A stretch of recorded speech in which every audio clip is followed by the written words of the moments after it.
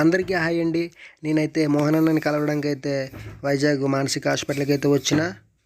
మోహన్ అన్న ఎలా ఉన్నాడు, ఆరోగ్య పరిస్థితి ఏంటని అందరూ కూడా చూద్దాం. నేనైతే వార్డుకి అయితే వెళ్ళాను. వార్డులో అయితే మోహన్ అన్న లేడు. ఇగోండి ఇక్కడ దత్తాత్రేయ డాలిన్ దగ్గర అయితే కూర్చున్నారు లోపల. ఈరోజు అయితే కరెంటు పెట్టించుకోవడానికి అయితే కూర్చున్నారు. ఇంకా డాక్టర్ గారు అయితే రాలేదు. ఈరోజు ఐదోసారి కరెంటు పెట్టించుకోవడం అంట. 7 సార్లు అయితే కరెంటు పెడతారు. ఎందుకంటే చిన్న మాట ఒకటి రావడం లేదండి, చిన్నగా వస్తుంది మాట. అందు గురించి కరెంట్ అయితే పెడుతున్నారు. కానీ చాలా చాలా బాగా రికవర్ అయ్యాడండి. ఇంతకు ముందులా కాకుండా ఇప్పుడైతే చాలా బాగా రికవర్ అయ్యాడు అన్నయ్య. చాలా చాలా హ్యాపీ నాకు.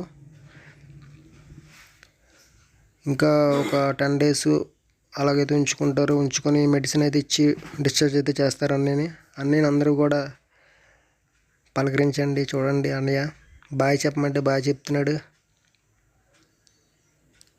అన్నయ్య చాలా చాలా రెస్పాన్స్ అవుతున్నాడు.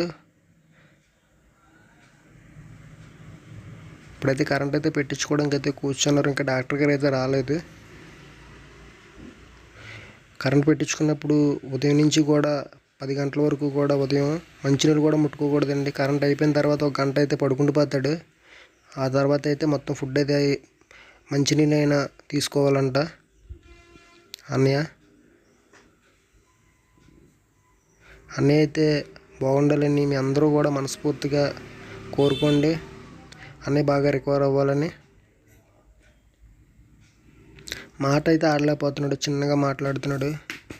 మాట అయితే రావడం లేదు.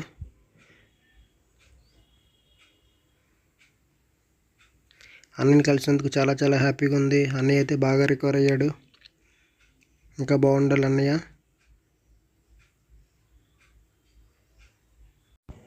అన్నయ్య మానసిక ఆరోగ్య పరిస్థితి నుండి వేగంగా కోలుకోవాలని, ఆ శివయ్య ఆశీస్సులు మోహన్ అన్నయ్య మీద ఎప్పుడు కూడా ఉండాలని మనస్ఫూర్తిగా కోరుకుంటున్నా. అందరికీ బాయ్.